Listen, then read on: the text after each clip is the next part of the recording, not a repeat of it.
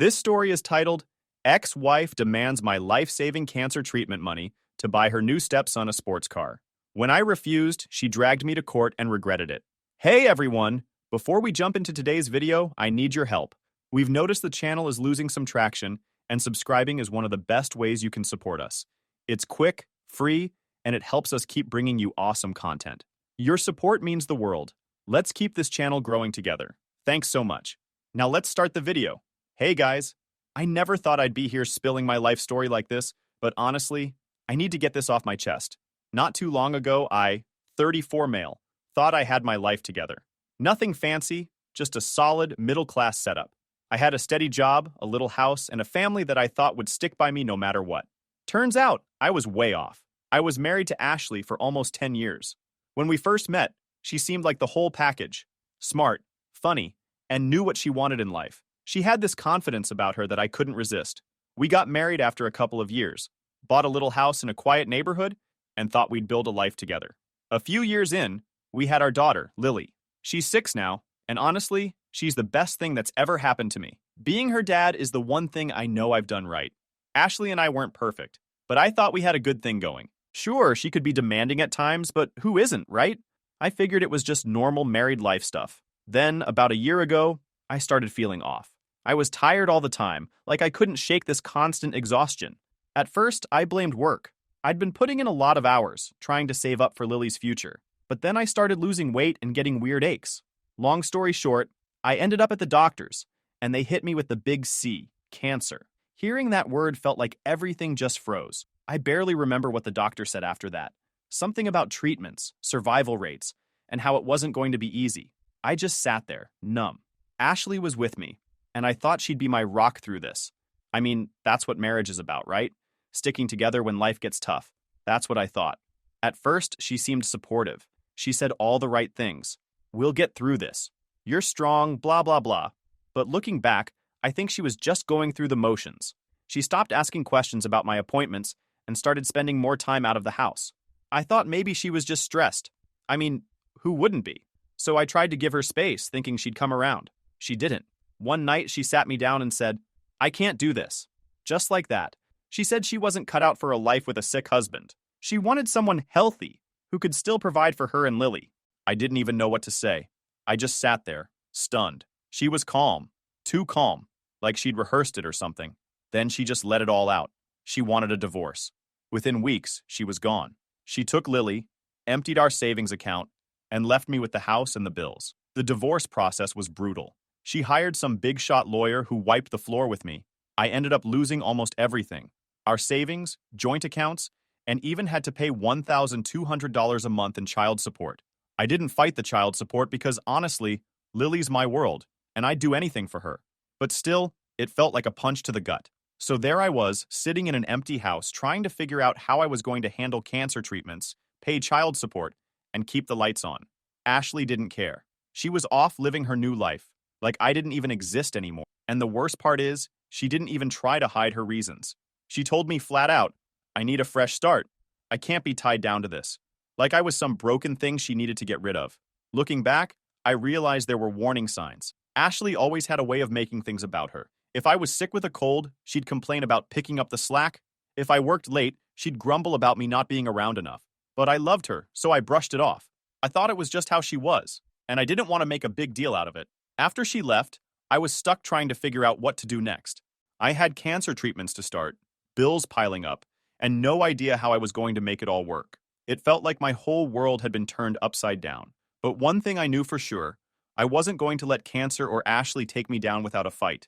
And that's where it all started. The first few weeks after the divorce were rough. Bills started piling up. Mortgage payments, utilities, medical expenses.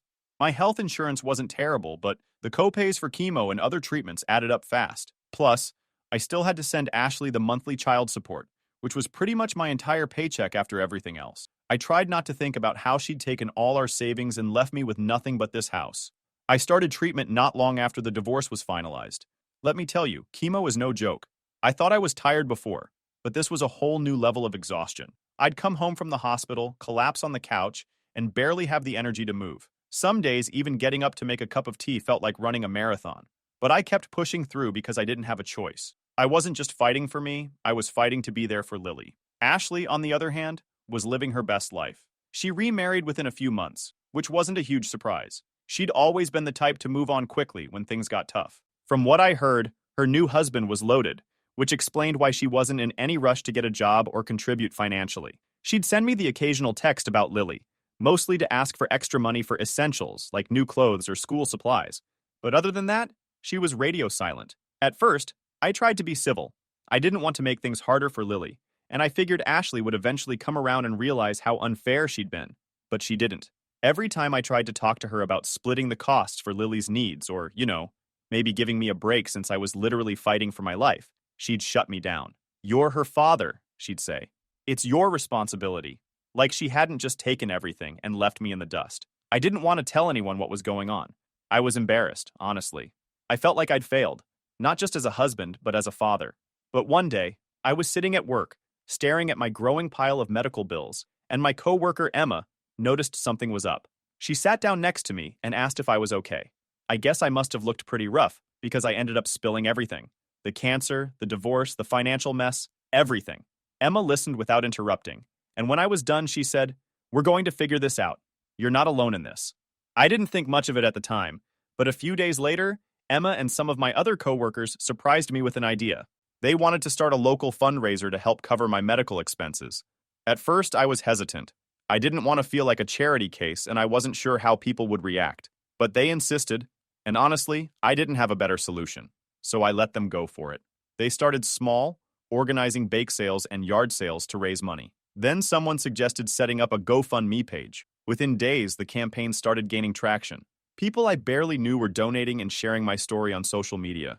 My coworkers wrote updates about my battle with cancer, and they didn't hold back. They talked about how I was trying to stay strong for my daughter and how much I needed the community's support.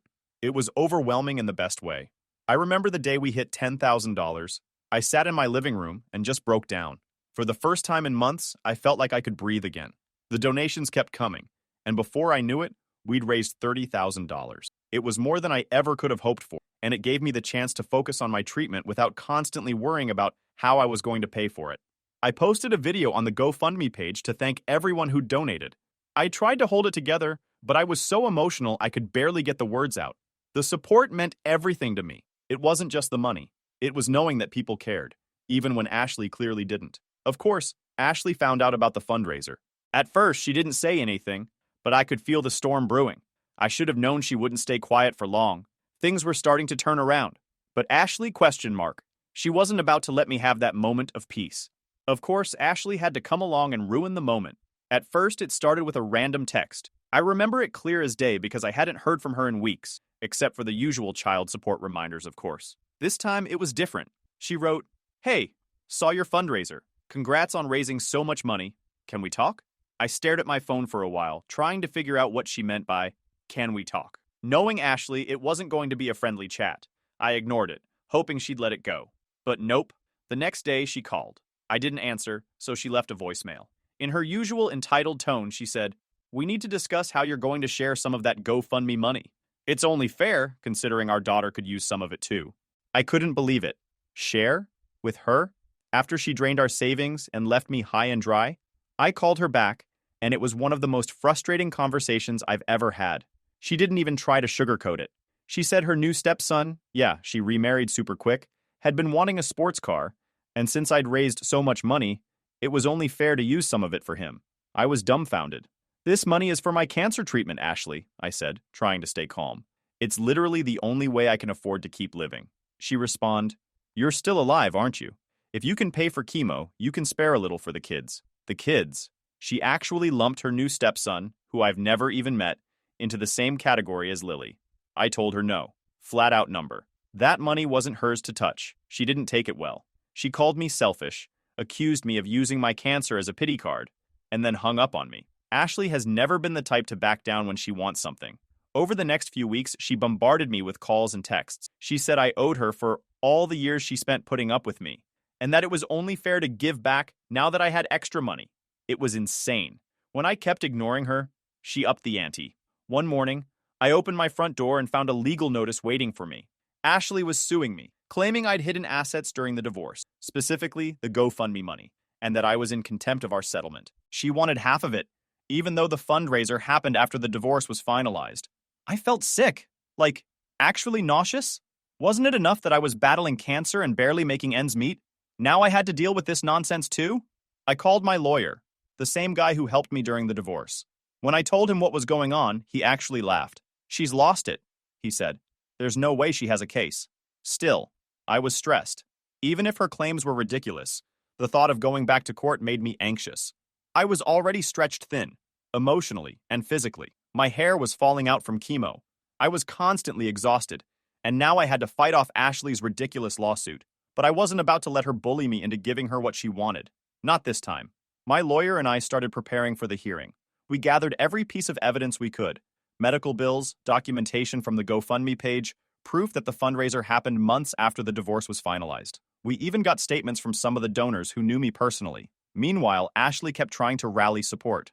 She even dragged her new husband and her parents into it, telling anyone who'd listen that I was hoarding money while she was struggling to provide for Lily. It was laughable. Everyone in our community knew the truth. They'd seen the fundraiser, read the updates, and knew how much I was fighting to stay alive. Ashley's sob story didn't hold much weight, but that didn't stop her from trying. But here's the thing. Ashley underestimated just how much the community was behind me. The judge assigned to our case actually recognized my name from the GoFundMe. Turns out he donated anonymously and remembered my story. That little detail ended up making a huge difference. On the day of the hearing, I sat nervously at the defendant's table. Ashley waltzed in, her new husband trailing behind her, both of them looking like they'd stepped out of a catalog. Her lawyer was the picture of arrogance, and I was already bracing for the worst. As the hearing began, Ashley's lawyer launched into his opening argument, claiming I'd misrepresented my finances during the divorce. Your Honor, he said, my client has reason to believe the defendant concealed significant assets during their divorce proceedings, assets that could have been used to support their child, and by extension, the family. He then gestured toward Ashley with what I'm sure he thought was a sympathetic smile. This is a mother simply trying to provide for her child. My lawyer didn't even flinch. When the judge asked for specifics, Ashley's lawyer doubled down, referencing the GoFundMe page. The fundraiser, he said, is evidence of premeditation. It's clear the defendant anticipated this financial windfall and kept it hidden to avoid fair division during the settlement. The judge was looking skeptical. You're claiming he planned to get cancer to raise money for treatment? He asked, his tone neutral, but his expression anything but. There was an awkward silence. Ashley's lawyer stumbled over his words. Not exactly, Your Honor, but the judge cut him off. Let's move on. What proof do you have that these funds were hidden assets? But then Ashley herself jumped in, clearly frustrated. He's using Lily to get sympathy, she snapped. He mentioned her in the fundraiser. That means the money is for the family, not just him. The judge's eyebrows shot up. So you're saying, he began, that donations made specifically to cover cancer treatments should be considered marital property? Because your ex-husband mentioned your daughter? Ashley nodded, arms crossed like she was certain she'd just made the winning argument. That's when she brought up the sports car. And honestly, she added, it's not just about me. My stepson deserves something too. He's been dreaming of a sports car for years. The room fell silent for a moment, and then a muffled laugh broke the tension. Someone in the back of the courtroom actually snorted, and I couldn't blame them. Let me clarify, the judge said. Are you suggesting that donations meant to cover life-saving medical treatment should be redirected to purchase a luxury vehicle for your new spouse's child? Ashley stammered, clearly caught off guard. I'm just saying, family comes first. And he's been getting so much sympathy, it's not fair. My lawyer, still calm, turned to the judge. Your Honor, this is exactly the type of frivolous and exploitative behavior we've been dealing with, he said. Every piece of evidence, from the timeline to the donation records, proves this money was raised after the divorce, and for a singular purpose, my client's survival. To suggest otherwise is not only baseless, but offensive to everyone who donated in good faith. By the time my lawyer finished, the judge was visibly unimpressed with Aseli's case. He turned to her lawyer. Do you have any concrete evidence to support these claims? Or are we done here? They didn't have anything to add. Then, after weeks of stressing, the day of the verdict finally came. I barely slept the night before. Chemo had been kicking my ass. And on top of that, I kept replaying all the possible outcomes in my head. What if the judge actually bought Ashley's nonsense? What if I lost the money that was literally keeping me alive? By the time I got to the courthouse, I was running on fumes. Ashley, on the other hand, walked in like she owned the place. She had her new husband with her, dressed to the nines, and she kept giving me these smug little glances, like she already knew she'd won. I avoided eye contact because honestly, I wasn't in the mood to deal with her theatrics. My lawyer, though, he was calm as ever. Trust me, he said. She doesn't have a leg to stand on. The judge wasted no time getting started. He recapped the situation. Ashley was suing me for half of the GoFundMe donations, claiming they were hidden assets from the divorce. My lawyer immediately pointed out that the timeline didn't add up. The divorce had been finalized months before the fundraiser even started. He presented the GoFundMe page, complete with timestamps, and read a few of the comments from donors who explicitly said the money was for my treatment. Ashley's lawyer tried to argue that the donations should still count as shared assets because they were based on my sob story, which she claimed included our daughter. According to them, since Lily was part of my story, Ashley was entitled to a cut. It was a ridiculous argument, but they really leaned into it. That's when the judge spoke up.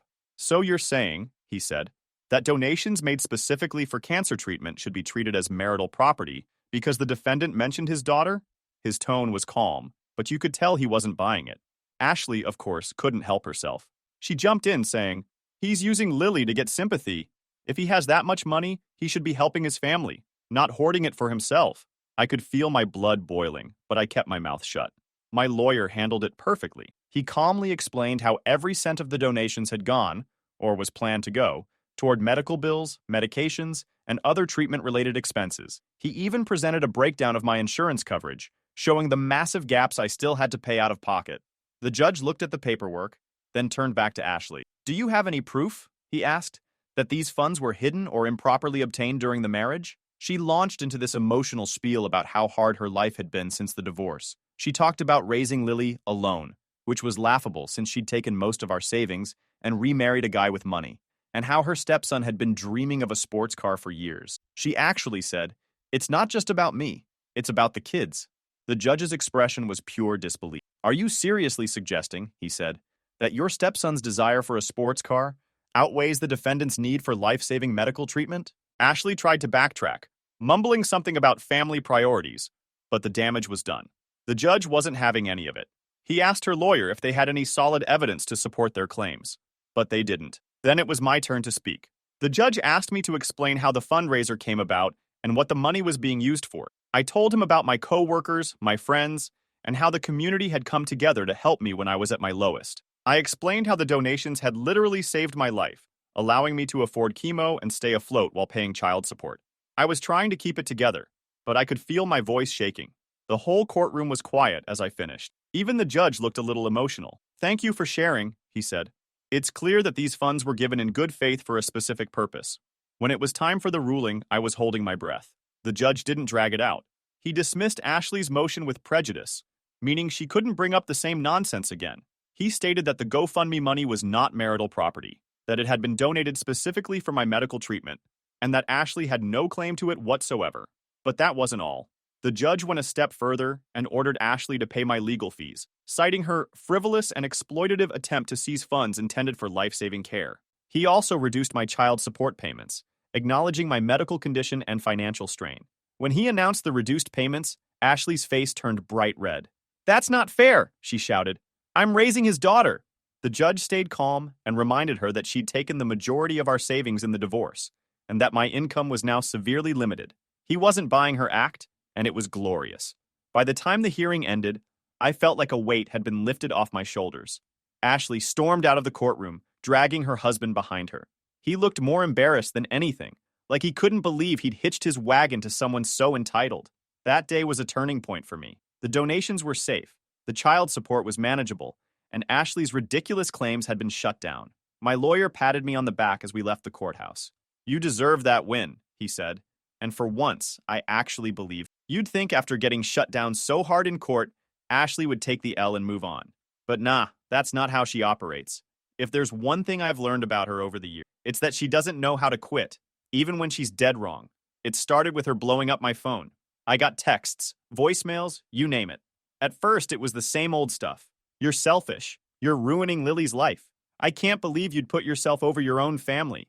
I ignored her because, honestly, I was done wasting energy on her nonsense. But then she started twisting the narrative. She went full PR mode, telling anyone who would listen that I was hoarding money and refusing to help our daughter. She conveniently left out the part where the judge ruled in my favor and the money was strictly for my medical bills. I heard through the grapevine that she'd been telling her new husband's family I was some deadbeat dad who couldn't even pay child support on time. The funny thing? Everyone saw right through her. Our town isn't huge, and word travels fast. People knew about the fundraiser and why the money was raised. They knew about the court case too.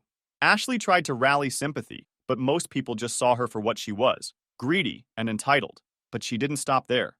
Oh no, she started trying to manipulate Lily. Now let me say this. I've always tried to keep Lily out of the drama. She's only 6, and she doesn't deserve to be caught in the middle of her mom's nonsense. But Ashley didn't seem to care. She started telling Lily things like, Daddy doesn't want to help us anymore, and Daddy only cares about his money. I know this because Lily started asking me questions during our visits. Stuff like, do you not want to help Mommy and me anymore? Hearing that broke me. I sat her down and explained as best as I could that I was doing everything I could to take care of her. I told her that even though Mommy and Daddy don't live together anymore, we both love her very much. I didn't badmouth Ashley, tempting as it was, because I didn't want to confuse Lily or make her feel torn between us. But it killed me that Ashley was using her like that. Around this time, I started seeing small signs that Ashley's perfect new life wasn't as perfect as she wanted people to think. Her new husband, the rich guy she married right after the divorce, turns out he wasn't as loaded as she made him out to be. From what I heard, his business wasn't doing so great, and money was tight. Suddenly, Ashley's demands for more money started to make a lot more sense. She even sent me a long, rambling email at one point, saying she'd forgive me if I'd reconsider giving her some of the fundraiser money. She threw in every guilt trip in the book. Lily deserves a stable home. You have no idea how hard it is to raise a child on my own. And even, I only asked for the car because my stepson deserves a good life too. I didn't respond. What was there to say? But one afternoon, I was at home recovering from a particularly rough chemo session when there was a knock at my door. I wasn't expecting anyone, so I dragged myself to the door. And who do I see standing there?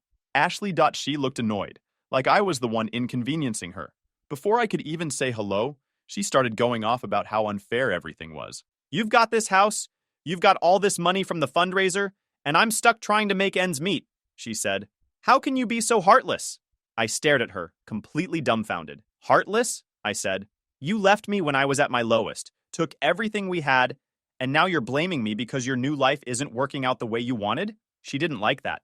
She started yelling, saying I wasn't being a good co-parent, and that I was setting a bad example for Lily. I tried to keep my cool, but the stress of everything, the cancer, the court case, the constant harassment, just got to me. Ashley, I said, staring her in the eye, this money is keeping me alive. I'm fighting to stay here for Lily, to be her dad. And you're standing here demanding I give it to you for a sports car? Do you even hear yourself? That shut her up for a second. Then she muttered something about how she was done with me and stormed off. I watched her get into her car and drive away, and for the first time, I actually felt sorry for her. Not because she deserved sympathy, she didn't, but because it was clear she was never going to be happy. No amount of money or things would ever be enough for her. And that's where things stand right now. I know my life's a lot to handle at the moment, but I'm doing my best to hold my ground. If anything new comes up, I'll be sure to keep you guys updated. Final update. Hey everyone! I was binge reading all your comments in the past few days, and I really appreciate your compassion and support. It means a lot. Here's the update you've been waiting for. Better late than never. So, after Ashley's little doorbell drama, I half expected her to pull another stunt, but to my surprise, she finally backed off. Maybe she realized she wasn't getting anywhere, or maybe her new life was too much of a mess for her to keep bothering me. Either way, the silence was golden. I finally felt like I could focus on myself and what mattered, getting through my treatments and being there for Lily. The donations from the GoFundMe covered a huge chunk of my medical expenses, which was a massive weight off my shoulders. Between chemo, medications, and the extra costs that insurance didn't cover, I would have been buried without that money. Every time I sat in the chemo chair, I thought about the people who had my back, my coworkers, friends, neighbors, even strangers who donated or shared my story. It reminded me I wasn't fighting alone, even if it felt like it sometimes. Lily is my biggest motivation to keep going. She doesn't fully understand what happened, but she knows Daddy doesn't feel well and needs to go to the doctor a lot. I make sure our visits are special, even if I don't have the energy to do much. As for Ashley, she struggles to pay the legal fees the judge had ordered her to cover. Karma, I guess. She'd tried to take me to court thinking she'd walk away with a payday, but instead, she ended up with more bills. The cherry on top? The child support reduction hit her hard. She has been so used to that steady $1,200 every month, and now that it was cut down significantly, she has to tighten her belt. I'd be lying if I said I didn't feel a little satisfaction over that. The whole court fiasco became a bit of small-town gossip. People couldn't believe Ashley tried to take my cancer fundraiser money for a sports car. I heard a few people jokingly refer to her as Sports Car Ashley. I didn't spread it around, but I won't lie. I didn't correct anyone either. She dug her own grave, and now she has to deal with it. But as much as I wanted to bask in the victory, I didn't have the energy to hold on to bitterness. Cancer has a way of putting things in perspective. I am too focused on surviving and being there for Lily to waste time worrying about Ashley and her choices. She'd already taken so much from me. I am not going to let her take any more headspace. Lately, my treatments are starting to show results. It's not easy. Chemo is brutal, and there are days I feel like giving up.